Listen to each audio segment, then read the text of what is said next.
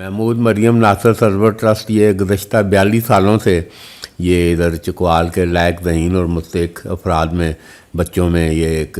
نقد تعلیمی وظائف تقسیم کر رہا ہے۔ تو یہ پہلے یہ government post graduate college Chakwal میں ایک معاہدے کے تحت ہر سال تو اس ٹرسٹ کے روح رواں بریگیڈیئر خواجہ طارق محمود مرحوم تھے، جن کا 2 سال قبل انتقال ہوا۔ تو اس کے بعد کرونا اور پھر یہ 2-3 سال یہ ٹرسٹ کی سرگرمیاں تعطل کا شکار رہی ہیں۔ تو یہ پچھلے سال اب ہورائزن کالج اینڈ کامرس کے ایم ڈی چودھری ہمایوں اسلم کے ساتھ ٹرسٹ محمود مریم ناصر سرور ٹرسٹ کے ذمہ داروں نے ایک MOU سائن کیا ہے۔ تو یہ اب ہر سال ادھر ہورائزن کالج کے لائق ذہین اور محنتی طلباء و طالبات میں یہ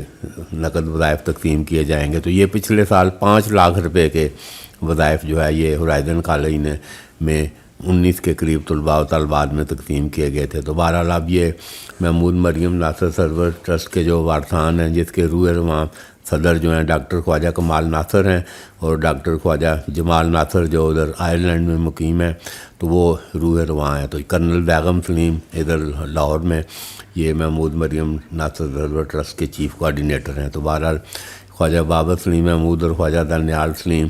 اور خواجہ زبیر سلیم بلّہ جی یہ نیوزی لینڈ سے یہ سارا یہ ٹرسٹ کے حوالے سے یہ تمام بھی جتنے یہ تعلیمی وظائف کی رقم ہے یہ فراہم کر رہے ہیں۔ تو بہرحال امثال یہ 10 لاکھ روپے یہ ایک معاہدے کے مطابق یہ ہورائزن کالج اور محمود مریم ناصر سرور ٹرسٹ کا یہ جوائنٹ وینچر ہے، اور یہ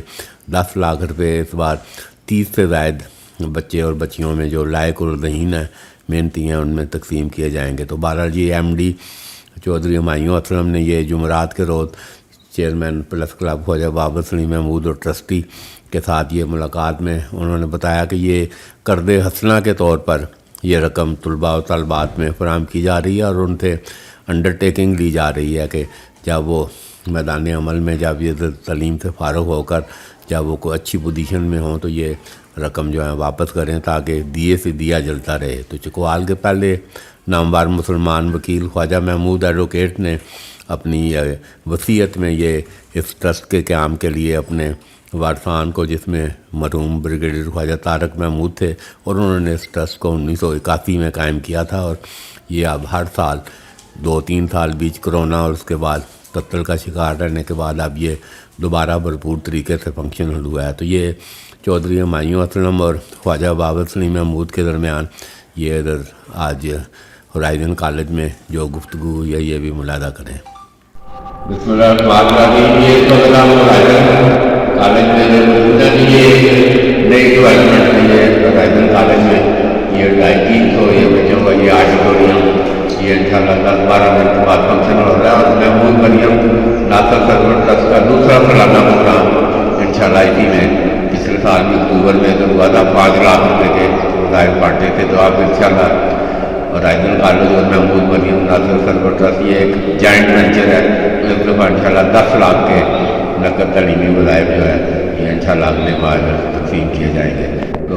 مبارک ہو اپنا ہمایوں صاحب، بڑا یہ ماشاءاللہ بتاتے ہیں۔ تو ابھی یہ تو ہم کہہ رہے ہیں پرائیویٹ یونیورسٹی کی طرف یہ مسلسل آپ آگے انشاءاللہ بڑھ رہے ہیں۔